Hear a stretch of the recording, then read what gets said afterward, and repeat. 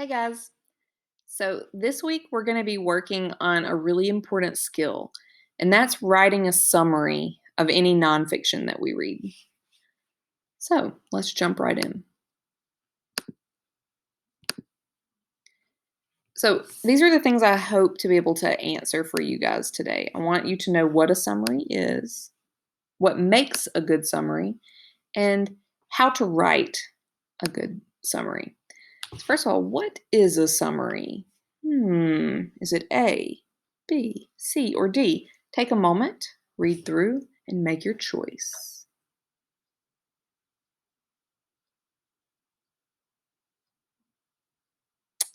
It is C. A summary is just a shortened form of a text that includes all of the main ideas. It's a retelling. The main thing is it is shorter than the original text and tells the main ideas, not any unimportant details.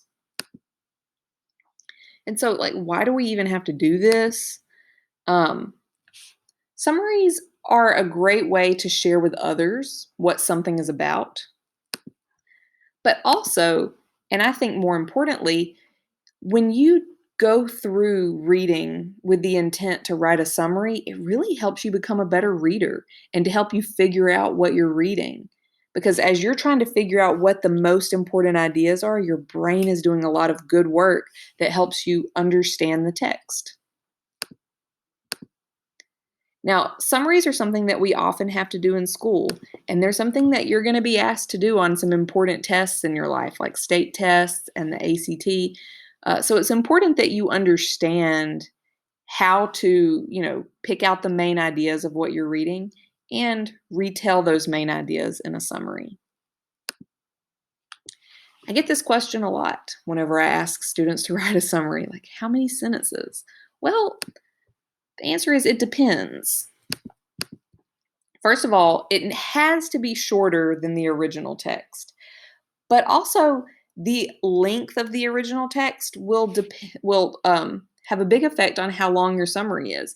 If you're writing a summary of a 20-page research brief, your summary is going to be pretty long because in 20 pages, there's probably a lot of main ideas that you need to grapple with. Whereas if you're writing a summary of like a 3-paragraph passage, probably you would need a sentence or two. Um, so really, it depends on the length of the original text.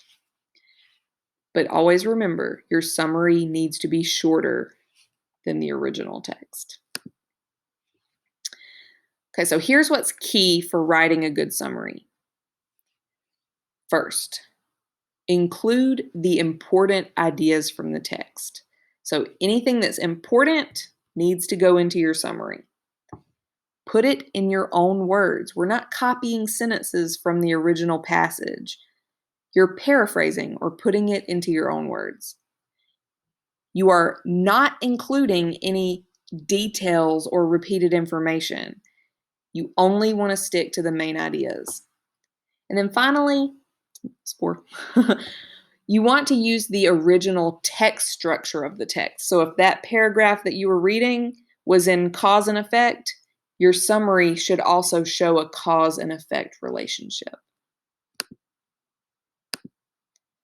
So, um, just so you know, we're going to read this together and talk about what we would include in our summary if we were writing it. I'm not going to go through all the slides on this PowerPoint because it goes on and on. It's kind of a big PowerPoint because I know that nobody wants to watch a video that long. But I am going to include this PowerPoint on our module so that if you want to work your way through it and go to the other slides to get some, more understanding, you can. Just so you understand, I didn't want anybody to be surprised by the fact that I'm only going to show you up into this page and then the PowerPoint actually goes on longer. So anyway, we have a little passage here about butterflies. It says, many butterflies depend on certain plants to survive. As adults, butterflies drink nectar, but caterpillars eat leaves. Some caterpillars only eat the leaves of specific plants. Monarch caterpillars, for example, eat only milkweed. If butterflies cannot find the food source they need for their eggs, the next generation will not survive. When habitats are changed, such as when wetlands are drained or forests are cleared, butterfly populations may drop dramatically.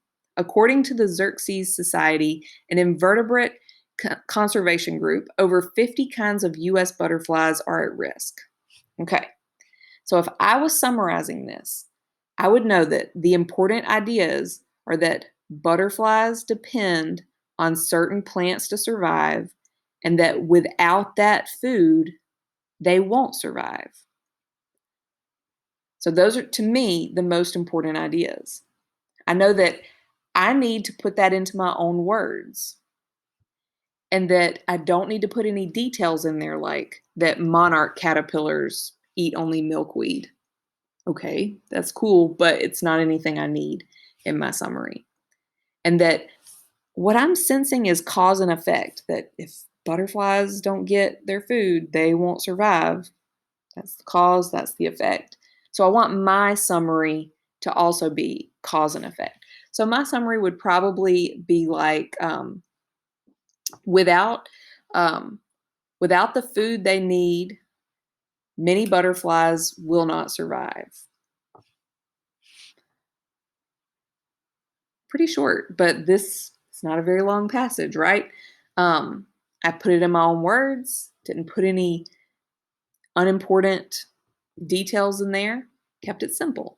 So I'm going to shut down the video in a second, but the rest of the pages of this PowerPoint, you're welcome to take a look at.